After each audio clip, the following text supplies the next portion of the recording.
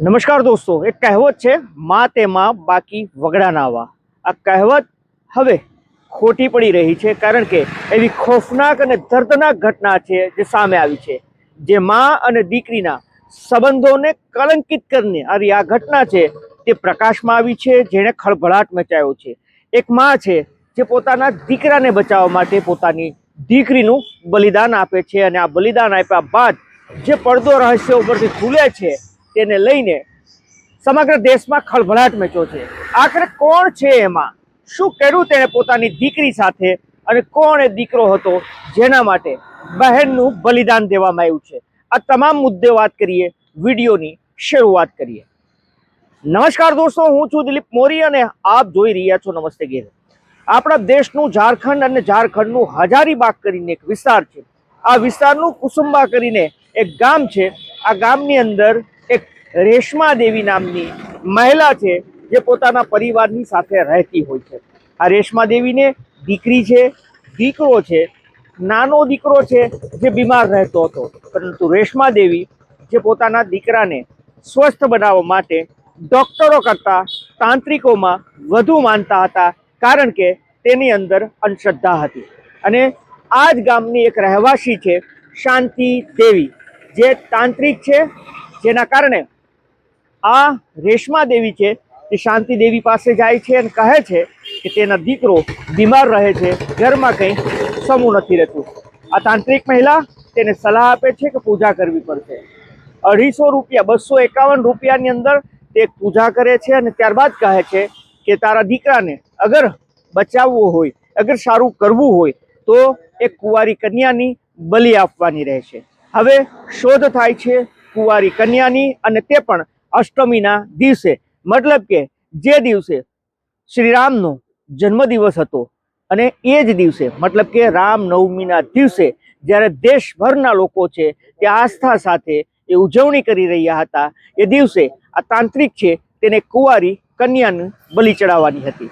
આખરે આ કુંવારી કન્યા છે તે આ રેશમા દેવીને પોતાની દીકરી ઉપર નજર પડે છે, જેની ઉંમર 13 વર્ષની હોય છે. આ દીકરી હસતી ખેલતી તેને કહે છે કે તેને જવાનું છે, અને તેને લઈને એ જગ્યા ઉપર રાતે પહોંચે છે જ્યાં પહેલાથી જ આ જે તાંત્રિક મહિલા છે શાંતિ દેવી તેની રાહ જોતી હોય છે. એની સાથે એક ભીમરામ કરીને એક વ્યક્તિ હોય છે. કહેવાય છે કે આ જે દીકરી છે તેની માતા રેશમા દેવી છે, તેનો એ આશિક હતો ભીમરામ. અને આ રેશમા દેવીનો પતિ છે તે મહારાષ્ટ્રની અંદર, મુંબઈની અંદર મજૂરી કામ કરતો હતો, અને પરિવાર તેનો ઝારખંડની અંદર હતો. એ રામનવમીની રાત હતી જ્યારે દેશભરના લોકો ભગવાન રામની આસ્થામાં ડૂબેલા હતા. ઉત્સવનો માહોલ હતો, પરંતુ બીજી તરફ ખૌફનાક ખેલ છે તે આ તાંત્રિક શાંતિ દેવી છે તે ખેલવાની હતી. એક અવાવરું જગ્યાએ બધા પહોંચે છે, ત્યાં આ દીકરીને ચાંદલો કરે છે, તેના પગું ધુવે છે, તેના ઉપર અબીલ અને ગલાલ છીડકે છે, અને તેને નતમસ્તક થાય છે. ત્યારબાદ તેને એક જગ્યા હોય છે ત્યાં બાંધી દેવામાં આવે છે. કહેવાય છે કે ત્યાં ભૂતનો વળગાડ કાઢવાની જગ્યા હોય છે. અને ત્યારબાદ આ દીકરી છે તેને તમામ પૂજા કર્યા બાદ આ જે તાંત્રિક મહિલા છે રેશમા દેવી, તે તેના ગુપ્ત ભાગની અંદર લાકડું ખોપે છે અને ત્યાંથી બ્લડ કાઢે છે. એટલું જ નહીં, જે ભીમરામ હોય છે તેની સાથે આ દીકરીની માતાનો આશિક, તે આ દીકરીનું માથું ફોડે છે અને લોહીના ફુવારા ઉડે છે. રાત્રે તેની હત્યા કરી નાખવામાં આવે છે. રાત્રે તેની બલિ ચડાવી દેવામાં આવે છે, અને બલિ ચડાવ્યા બાદ પોલીસ સ્ટેશને આ રેશમા દેવી પહોંચે છે, જ્યાં પોતાની દીકરી ગુમ થયાની ફરિયાદ નોંધાવે છે પોલીસને ગુમરાહ કરવા માટે.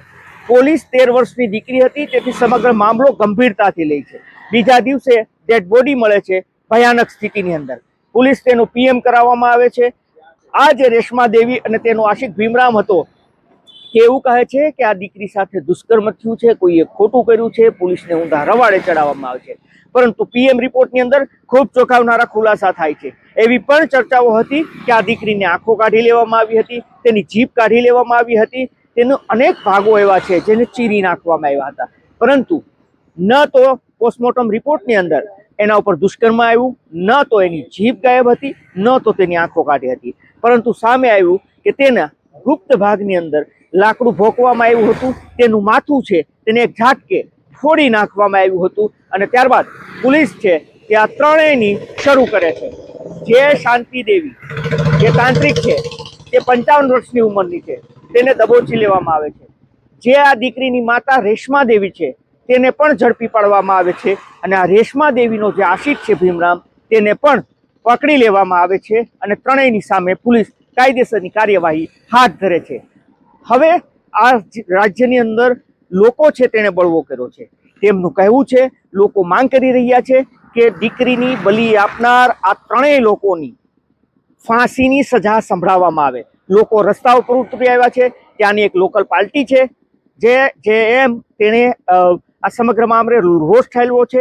સાથે સાથે આરોપ પણ લગાવ્યો છે કે જે ભીમરામ છે આ રેશમા દેવીનો આશિક, તેની સાથે 10 વર્ષથી ભીમરામના સંબંધો હતા અને તે બીજેપીનો કાર્યકર્તા હતો. જો કે આ વાતને બીજેપીએ ફગાવી દીધી છે, પરંતુ આક્ષેપ આજ લાગ્યા છે અને હવે ફાંસીની માંગ થઈ રહી છે. દોસ્તો, આ તમામ મુદ્દે આપનું શું કહેવું છે, આપનું શું માનવું છે, આપ અમને જરૂરથી કમેન્ટ કરીને જણાવજો. અમારો હેતુ કોઈને નુકસાન પહોંચાડવાનો, બદનામ કરવાનો નહીં. આપને સચેત અને જાગૃત કરવાનો છે કે સૌથી સેફ જગ્યા અગર કોઈ બાળક માટે હોય તો એ માતા હોય છે. અને એ જ માતા જ્યારે અંધશ્રદ્ધાના રવાડે ચડે છે ત્યારે કંઈક આવું પરિણામ આવે છે. આપ જરૂરથી કમેન્ટ કરીને જણાવજો. ધન્યવાદ.